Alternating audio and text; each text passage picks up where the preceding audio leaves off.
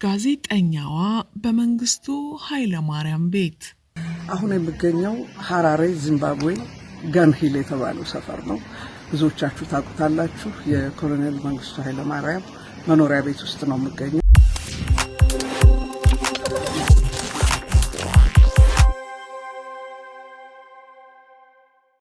ይህ በታሪክ አጋጣሚ አንድ የሚገኝ እድል ነው። ጋዜጠኛዋ ብዙ ሚስጥር፣ ብዙ ያልተገለጠ ታሪክና ብዙ ኑዛዜ የሚፈልግ በደል ካለበት የመንግስቱ ኃይለ ማርያም መኖሪያ ቤት ገብታለች። ሀገሩ ዚምባብዌ፣ ከተማው ሐራሬ ነው። ጓድ መንግስቱ ያረፉት በዚህ ከተማ ገንሂል ተብሎ በሚጠራው ሰፈር ነው። እዚህ ሰፈር የዚምባብዌ መንግስት ከገለልተኛ ሀገር ለሚመጡ መሪዎች ብሎ ያሰራቸው 120 መኖሪያ ቤቶች አሉ።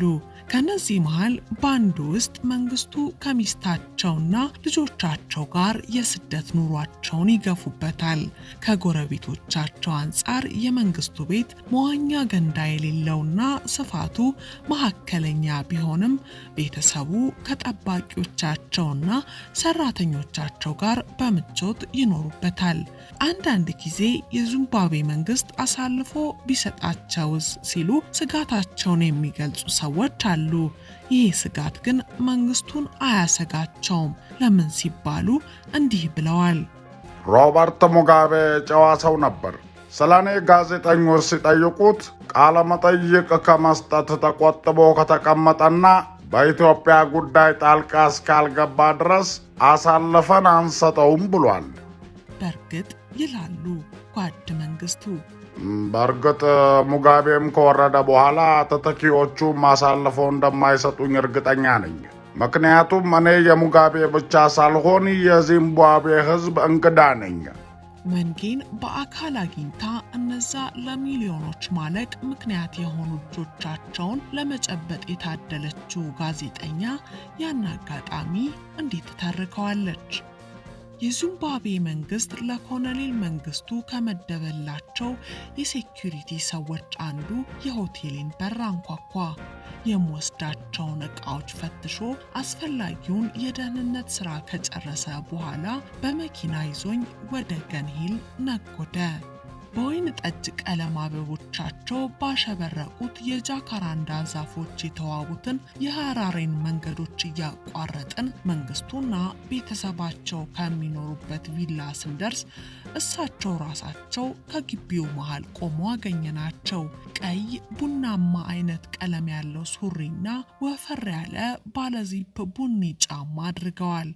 ውድ የአዲስ አገልግል ቤተሰቦች፣ እዚህ ጋር እስቲ ከአጓጊው ታሪክ መለስ ብለን አንድ ነገር እናስብ። ይቺ ጋዜጠኛ የገጠማት እድል ለእርሶ ቢሰጡትና በህይወቱ ማግኘት የሚፈልጉትን አንድ የሀገር መሪ ይምረጡ ቢባሉ ማንን ይመርጣሉ? እስቲ መልሳችሁን በኮመንት መጻፊያው ላይ አሁኑኑ አስቀምጡልን። በታሪክ አምባገነን እንደሆኑ የሚታወቁ መሪዎች በአካል ሲገኙ ትሁትና ጨዋ እንደሆኑ ይነገራል። ለምሳሌ የካምቦዲያው አምባገነን ፖል ፖት ለ2 ሚሊዮን ንጹሐን ዜጎች ሞት ምክንያት የነበሩ አምባገነን መሪ ናቸው። ታዲያ አንድ ቀን አጋጣሚ ሰምሮላት ቤታቸው ድረስ በአካል ያገኘቻቸው ጋዜጠኛ ስለዚህ ሰውዬ እንዲህ ስትል ጽፋለች። ከሁሉ የገረመኝ ትህትናቸው ነው። በአክብሮት ዝቅ ብለው እጅ ከነሱኝ በኋላ ሲጨብጡኝ የእጃቸው ልስላሴ ከመደነቅ አልፎ አስደነገጠኝ። እጃቸው ብቻ ሳይሆን ድምፃቸውም ለስላሳ ነው። ፊት ለፊታቸው ቁጭ ብዬ ሳናግራቸው እኚህ ገራገር አባት ያንን ሁሉ ወንጀል መፈጸማቸውን ለማመን አቅቶኛል ስትል ነበር ስለ ቀድሞ አምባገነን ጨፍጫፊ መሪ የተናገረችው። ወደኛው ሰው ጓድ መንግስቱ ኃይለ ማርያም ታሪክ እንመለስ። ጋዜጠኛዋ ግቢያቸው እንደደረሰች ሞቅ ያለ ሰላምታ ሰጡኝ ትላለች። ምነው ቆያችሁ? እኔ ነኝ ትንሽ የዘገየሁት፣ ደግሞ የያዝኩትን ዕቃ ሲፈትሹ ነው። ምን ሆነው አቆዩት ብዬ እኮ ሳስብ ነበር።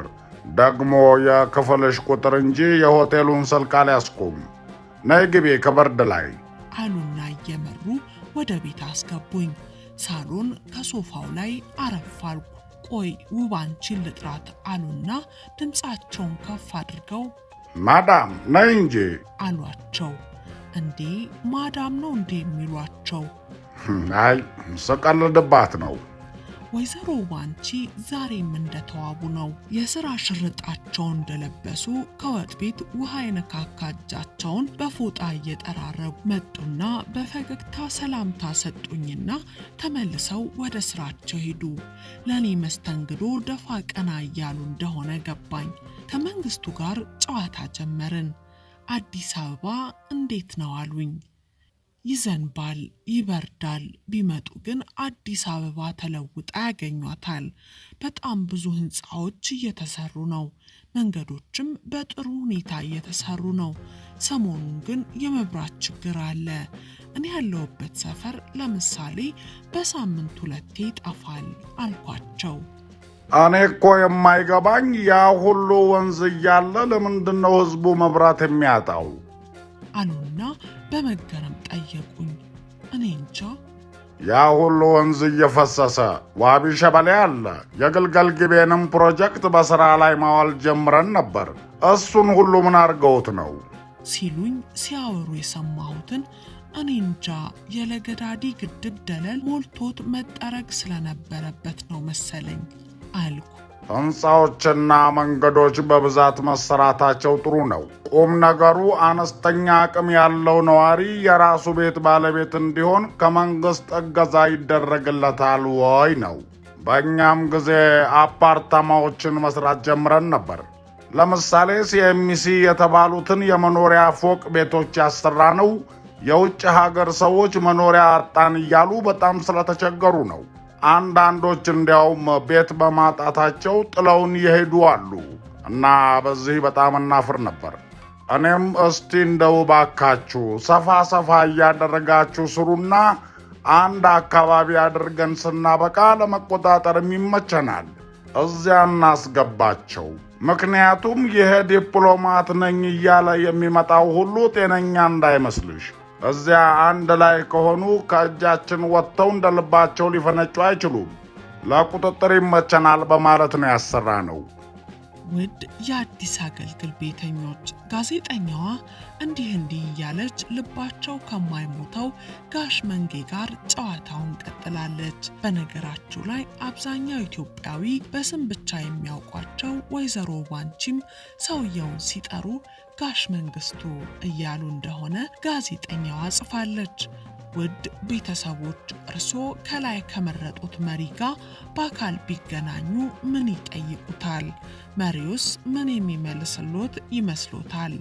መንጌ ለጋዜጠኛዋ በዘመናቸው ጥሩ እንደሰሩና በሰሩት ነገር እንደማይጸጸቱ ደጋግመው ነግረዋታል። ቀደም ብላችሁ በሰማችሁት ንግግራቸው ላይ እንዳስተዋላችሁት መንጌ ዛሬም በስራቸው ኩሩ ናቸው። ይህ ቃለ መጠይቅ የሰሙ አንዳንድ የድሮ ወዳጆች ግን ተናደዋል። በብስጭት ጸጉራቸውን ነጭተዋል። ስለዚህ ሁኔታ ጋዜጠኛዋ ስታብራራ እንዲህ ትላለች። የመጀመሪያ መጽሐፌ ለገበያ እንደቀረበ በሀገራችን ከፍተኛ የመነጋገሪያ ርዕስ ሆኖ ነበር። እኔ ጸሐፊዋን ለመንግስቱ የመዋሻ መንገድ ከፈትሽ ያለፈ ግፉ አንሶ ዛሬም ዙምባቤ ሆኖ እንዲሰድበን እድል ሰጠሽው በማለት የወቀሱኝ አንዳንድ ሰዎች ቢኖሩም የምስጋናና የአድናቆት መልእክቶችም ጎርፈውልኛል። እኔም በዚህ ተበራትቼ ጓድ መንግስቱ ኃይለ ማርያምን አስፈቅጄ መኖሪያ ቤታቸው ድረስ 3 ጊዜ ተመላልሼ ረዥም ቃለ መጠይቅ አድርጌላቸዋለሁ በማለት ለመጀመሪያ ቀን የተገናኙበትን አጋጣሚም እንዲህ ትገልጸዋለች። በስልጣን ላይ በነበሩ ጊዜ እንደ አብዛኛው ኢትዮጵያዊ በቴሌቪዥንና በፎቶ እንጂ በአካል አላውቃቸውም። መንግስቱ ተለውጠዋል። ሲነገር ሰማ እንደነበረው እስከ አፍንጫቸው የታጠቁ የሚቁነጠነጡ በአይናቸው ብቻ አፈር ድሜ የሚያስገቡ መስለው አጃቢዎቻቸው ከበዋቸው ባላገኛቸውም በአማረ ዩኒፎርም ተንቆጥቁጠው ስልጣን የሚሰጠውን ግርማ ሞገስ ባይላበሱም መንግስቱ ከተፈጥሮ ያገኙት ወዘና አልተለያቸውም። ጸጉራቸውና ጺማቸው ጥቁርና ነጭ ገብስማ ሆኖ ከወደ ኋላ ተመልጧል። ከፊት ለፊት ግን ትንሽ ገባ ሳሳ ይበል እንጂ አያሳጣም። ጉንጫቸው የተበሳሳ ይምሰል እንጂ ችፍችፍ ያለ ነው። ትኩር ብለው ካዩአቸው ከግራ አይናቸው ስር በስተጎን በኩል 3 በአግድሞሽ የተሰመሩ ቀጫጭን ጠባሳ መስመሮች ፈሰዝ ብለው ይታያሉ። አይኖቻቸው በንቃት ይፍለጨለጫሉ። በድንገት በማጉረጥረት ድምፃቸውን ከፍ አድርገው ጠረጴዛውን በመደለቅ ቀጥለው ደግሞ ወንበራቸው ላይ ለጠጥ በማለት ወይም ወደፊት ጠጋ ብለው አንዴ በሹክሹክታ አንዴ በለሆሳስ ሲናገሩ እንደ ሁኔታው የቴፔን የድምፅ መቀነሻና መጨመሪያ ማስተካከል ነበረብኝ። የጣታቸው ጥፍሮች ባጭሩ ተከርክመው ንጽህናቸው የተጠበቀ ነው። መላ ሁኔታቸው ላይ ቆፍጣናነት ይነበባል። ከመቀመጫቸው ሲነሱ ከለበሱት ጥቁር ሰማያዊ ከፋይ ሱሪ ጋር የተጫሙት እንደ ታኮነት ያለው ትልቅ ከስክስ ጫማ ይታያል። ቁመታቸው በፊት በቴሌቪዥን ሳያቸው ከምገምተው በታች አጠር ያለ ሆነብኝ። ክብደት ጨምረዋል። ከሆዳቸውም ትንሽ ቦርጭ ቢጤ አውጥተዋል። ከዓመታት በፊት ደቡብ አፍሪካ ሄደው የአንጀት መታጠፍ በሽታ ታክመው ከመጡ ወዲህ ሲጋራ ማጨስ በማቆማቸውና ለደህንነታቸው ሲባል እንቅስቃሴያቸው ውስን በመሆኑ እንደሆነ መገመት ይቻላል። ጋዜጠኛዋ ስለ እጅግ ብዙ ጉዳይ ከመንግስቱ ጋር ተወያይታለች። እኛም የተወሰነውን ከዚህ ቀደም በዚህ ቻናል ላይ ለማቅረብ ሞክረናል። እንደርሶ ውድ አድማጮቻችን ፍላጎትም ከዚህ በኋላ ለማቅረብ እንሞክራለን። ለዛሬ መንግስቱ ስለ ሀገራቸው ትዝታ ለጋዜጠኛዋ የነገሯትን አስገራሚ ንግግር ጋብዘናችሁ እንሰናበት። ሀገሬ ትናፍቀኛለች። ህዝቡ፣ ወንዙ፣ ተራራው በአይነ ህሊናዬ የመጣ ትዝታው አንዳንዴ እንቅልፍ የሚነሳኝ ጊዜ አለ። ከሁሉ በላይ ሐረር። ስለ ሐረር ከፍተኛ ትዝታ አለኝ። ሀገሬ ትዝ ሲለኝ ከፊቴ የሚመጣው ሐረር ነው። መጀመሪያ የሚታየኝ ሐረር ነው።